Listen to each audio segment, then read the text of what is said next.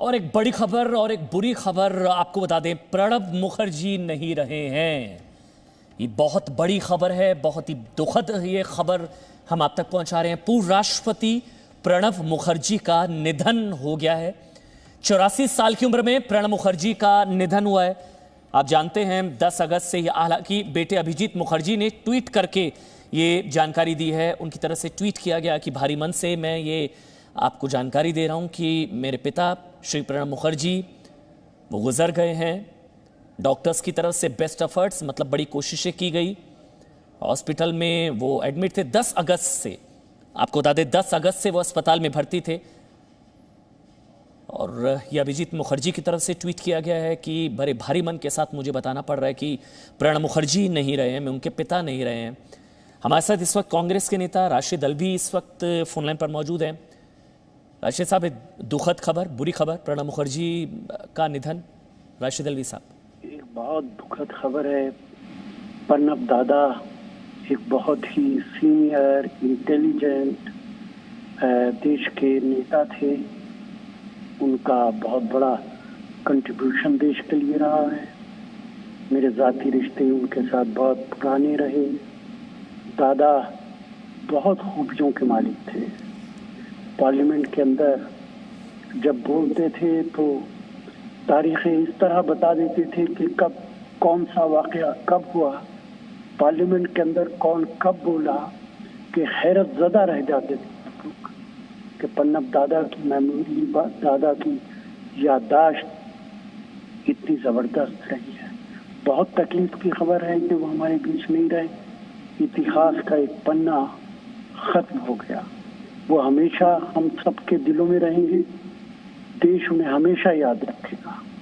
मेरी उनके परिवार के साथ तमाम तर संवेदनाएं और सहानुभूति है। बहुत बहुत शुक्रिया राशिद अल्वी साहब। ये बड़ी खबर इस वक्त और एक दुखद खबर हम लगातार अपने दर्शकों तक पहुंचा रहे हैं। दिल्ली के सेना के अस्पताल में वो भर्ती थे प्रणब मुखर्जी, अभिजीत मुखर्जी जो कि उनके बेटे हैं। उनकी तरफ से ट्वीट किया गया और ये जानकारी दी गई। आपको बता दें 10 अगस्त को अस्पताल में भर्ती हुए थे। 5 बार राज्यसभा, 2 बार लोकसभा के लिए चुने गए प्रणब मुखर्जी। इंदिरा गांधी की सरकार से लेकर मनमोहन सिंह सरकार तक महत्वपूर्ण विभागों के मंत्री रहे और 40 सालों से ज्यादा समय तक कांग्रेस का लोकसभा चुनाव का घोषणा पत्र तैयार करने से लेकर उसे जारी करने तक, मतलब कांग्रेस पार्टी के तो संकट मोचक अगर कोई थे तो वो प्रणब मुखर्जी थे। और प्रणब मुखर्जी का कद आप समझिए कि एक अध्याय, एक युग, और ना सिर्फ कांग्रेस पार्टी बल्कि पूरे देश के लिए एक बहुत बड़ी क्षति है। एक बहुत बड़ा वैक्यूम जो है वो क्रिएट हुआ प्रणब मुखर्जी के जाने से। वो पिछले काफ़ी समय से बीमार थे। लगातार उनके हेल्थ अपडेट्स आ रहे थे। ये बताया जा रहा था कि उनकी जो स्थिति है वो ख़राब हो रही थी। जो रीसेंट मेडिकल बुलेटिन था उसमें भी बताया गया था कि वो वेंटिलेटर पर हैं, डीप कोमा में हैं, लंग इन्फेक्शन की वजह से जो है उनको अस्पताल में भर्ती कराया गया था। 10 अगस्त को दिल्ली छावनी स्थित जो है सेना का रिसर्च एंड रेफरल हॉस्पिटल जो है RR हॉस्पिटल, उसमें भर्ती कराया गया था। उसी दिन उनकी सर्जरी भी हुई थी दिमाग की, 10 अगस्त। हमारे साथ शकील अहमद साहब, कांग्रेस के बड़े नेता हैं, वो इस वक्त हमारे साथ फोन पर मौजूद हैं।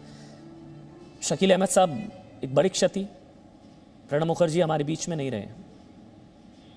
जी हाँ, ये देश की बहुत बड़ी क्षति है और निश्चित रूप से उनका जीवन आने वाली पीढ़ियों के लिए प्रेरणादायक होगा। और बीमार थे वो कुछ दिनों से। हम लोग आशंकित थे कि कोई दुर्घटना नहीं हो जाए, मगर विधि का यही विधान है, उनकी मृत्यु हो गई। Presenting B News app available on Google Play and App Store. Download it now.